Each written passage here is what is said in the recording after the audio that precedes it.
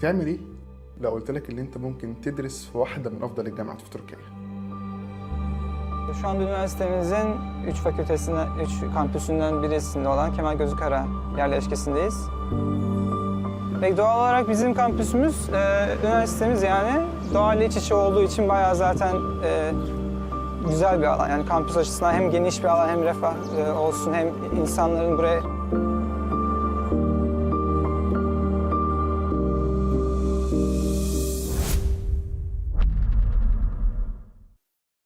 طيب انا النهارده حاليا في اسطنبول في واحده من افضل الجامعات اللي موجوده. طبعا انا قلت الكلمه دي قبل كده، لكن هي فعلا واحده من اجمل وافضل الجامعات. هي جامعه اريل، وهي واحده من الجامعات الخاصه اللي موجوده هنا. الجامعه مش زي اي جامعه خاصه انا دخلتها قبل كده. الجامعه دي واخده طابع الجامعات الحكوميه كسيستم وكبنى جامعه، وفي نفس الوقت هي جامعه خاصه، يعني تقدر انت تقدم عليها وتخشها بدون مشاكل. في الجامعه دي احنا هناخد رحله علشان نشوف كل حاجه موجوده جوه الجامعه. النهارده كمان هيكون معانا إيسا هجام، وده اللي هيكون مشرف يعتبر على الرحله بتاعتنا عشان يشرح لنا كل حاجه موجوده جوه الجامعه بشكل مفصل، بحيث ان احنا نستفيد من الفيديو ده.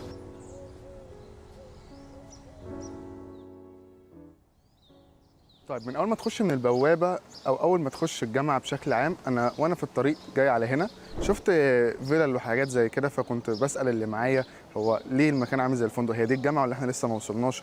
Öğrencilerin buraya geldiği zaman hani başka bir alana geldiğini düşünmesi, hani şehirden uzaklaşıp böyle kafa dinleyebileceği tabiri caizse bir yer olmasından ötürü de çok güzel bir alandı. المكان كان فعلا دخلته غريبه جدا، برغم ان انا دخلت جامعات كتير جدا وجامعات كتير جدا كنت ببقى مستغرب فيها ازاي متطوره قوي كده وحلوه كده، الا ان الجامعه دي دمجه ما بين نظام في الجامعتين، نظام الجامعات الحكوميه ونظام الجامعات الخاصه.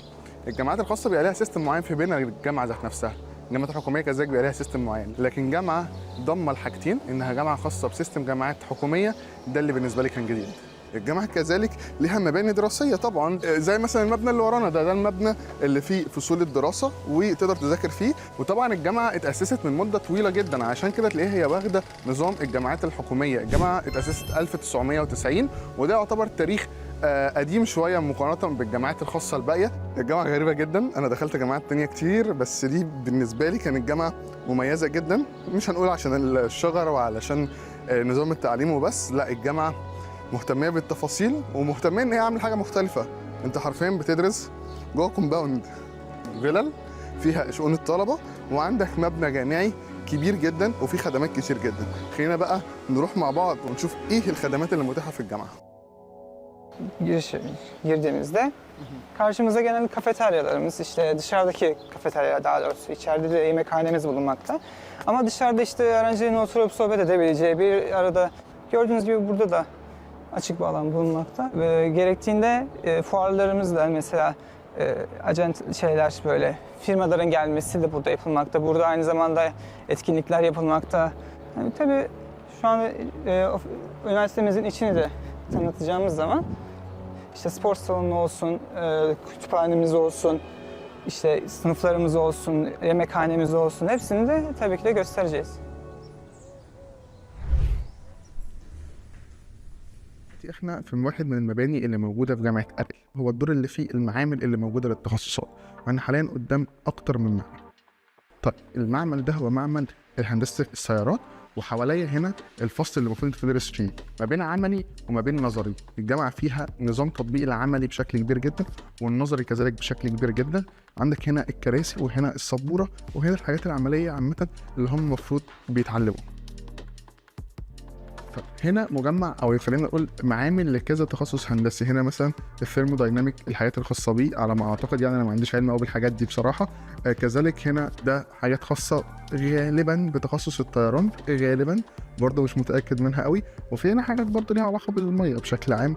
المعمل هنا فيه كميه اجهزه وكميه حاجات، كون ان انا دخلت جامعات كتير المعمل ده فعلا متغذي جدا بالحاجات اللي هم حاطينها من اجهزه والى غيره يعني. طيب المكان ده هو المطبخ. المطبخ ده هو زي برضه ما نقول معمل، لان في تخصص بيتسمى الطبخ، هو ده تخصص موجود منه 4 سنين وموجود منه سنتين في الجامعات التركيه الحكوميه والخاصه الاثنين. وطبعا المطبخ ده انت بتتدرب على ازاي تعمل الاكل وازاي تستخدم المطبخ بطريقه صحيحه، لطبعا الناس اللي حابه تكون شيفات بس تكون شيفات بروفيشنال، اللي هو انا ممكن اشتغل في فنادق واماكن كبيره، فده طبعا بيبقى ليه زي شهاده وبيبقى ليه زي دراسه بشكل عام.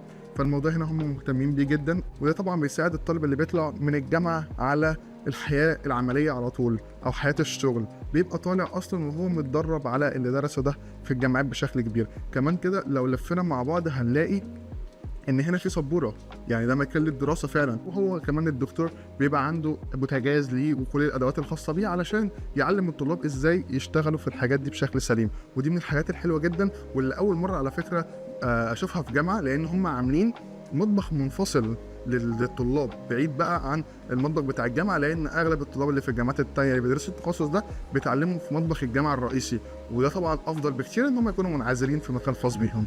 المكان هنا عجبني جدا والتخصص على فكره حلو جدا، وهعمل لكم فيديو عنه عامه. طيب المطبخ اللي احنا طلعنا منه ده هو كان مطبخ الاكل، كل انواع الاكل ما عدا نوع واحد بس وهو الحلويات.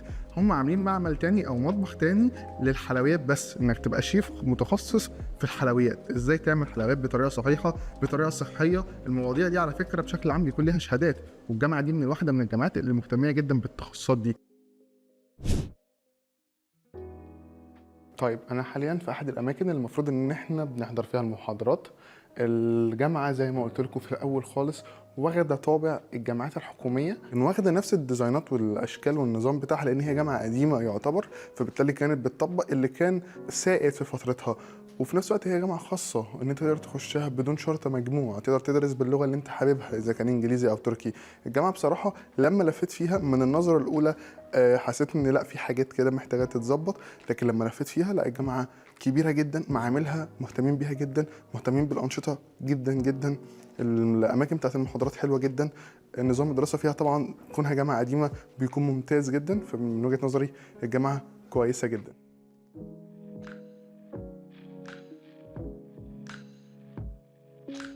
طيب احنا حاليا في مكتبة الجامعة، أهدى مكان ممكن تيجي تقعد فيه في أي جامعة هي المكتبة. المكتبة طبعا اللي أنت بتيجي تذاكر فيها لو أنت حابب، أو إنك تيجي تخلص فيها شغلك، ودي الحاجة اللي بتكون درجة أغلب الأطراف بيجي يذاكروا هنا في نفس الوقت وراهم شغل بيعملوه. من الحاجات اللي لفتت انتباهي جدا في المكتبة إن جامعة أريل المكتبة اللي فيها هي أجهزة ماك، في بعض الأماكن أو بعض الترابيزات أنت تقدر تدرس على أجهزة ماك بشكل مجاني. المكتبه دي مجانيه، انت بتخشها فقط بالكلام بتاع الجامعه. طبعا احنا مش هينفع نعلي صوتنا قوي علشان في ناس هنا بتدرس، احنا معانا الطالبات هنا بتدرس عايزين نتكلم ونزعجها. بس المكتبه بجد حلوه، كبيره جدا كبيره جدا. طبعا فيها كافيتيريا كذلك لو حابب انت تشرب حاجه او تطلب حاجه، لكن طبعا ما بيكونش مجاني فلوس طبعا، لكن بتكون اسعار رمزيه او اسعار مدعومه. دي طبعا احنا مش في ايام دراسه، احنا في ايام اجازه. الاوضه دي في عادي لو انت حابب تذاكر اذا كنت لوحدك او معاك جروب او هكذا، تقدر انت تيجي تذاكر فيها وتقفل عن نفسك وتنعزل عن المكان. المكتبه مليانه كتب، لو انت حابب تقرا حاجه معينه تاخدها تذاكر فيها بعد ما بتخلص او تقرا فيها، وبعد ما بتخلص تقدر ترجعها تاني مكانها. وطبعا دخول المكتبه بيكون مجاني. طبعا في كمان قعدات ليك انت حابب بقى تقعد على مكان غير المذاكره. واحده من الاماكن دي هي كراسي مريحه شويه، مش كراسي مذاكره قوي، لو انت حبيت انك تقعد وتذاكر او تقعد وفي نفس الوقت ترتاح تغير جو تشتغل زي ما قلت لك، فالحاجات دي مدعومه جدا بشكل كبير قوي هنا. طيب عامة أنا لقيت لكم أوضة مفتوحة من الأوض اللي أنت ممكن تاخدها وتقفل عليك تقعد تذاكر فيها، غالبا بتكون معزولة من الصوت، يعني ميبقاش فيها صوت عالي. الأوضة دي واحدة من الأوض اللي إحنا نقدر نقعد نذاكر أو ندرس فيها بشكل عام. الأوضة فيها 4 كراسي وكل ترابيزتين، لو أنت عندك مثلا جروب بتذاكروا سوا أو عندكم مثلا مشروع تخرج بقى وعندكم أي حاجة حابين تعملها أنت وبعض من الأشخاص، بتيجي تقعد في أوض من الأوض دي وتقعد تذاكر بشكل منفصل عن باقي اللي موجودين في المكتبة. المكتبة بصراحة جميلة جدا. Ondan sonra öğrenciler tabii ki de eğitimleri boyunca olmazsa olmaz olan kütüphanemiz. Kütüphanemizde bir sürü yani eğitim kaynakları, psikoloji olsun, tarih olsun, dil bilimi, sözlükler, ansiklopediler, buna benzer bilimum gerekli kitapları, dergileri, makalelere ulaşabilmekte ve erişebilmekte. Bunu hem online şekilde erişebilirler hem de kampüsümüze geldiğinde kütüphanemizi ziyaret ederek ödünç olarak alabilirler. Ve tabii kendi alanları olsun. Ve aynı zamanda kütüphanemizde kapalı çalışma odaları da bulunmakta. Öğrenciler randevu şeklinde yani girip orada sessiz bir şekilde sessiz odada çalışabilirler. Kütüphanemizde aynı zamanda bilgisayarlarımız da bulunmakta.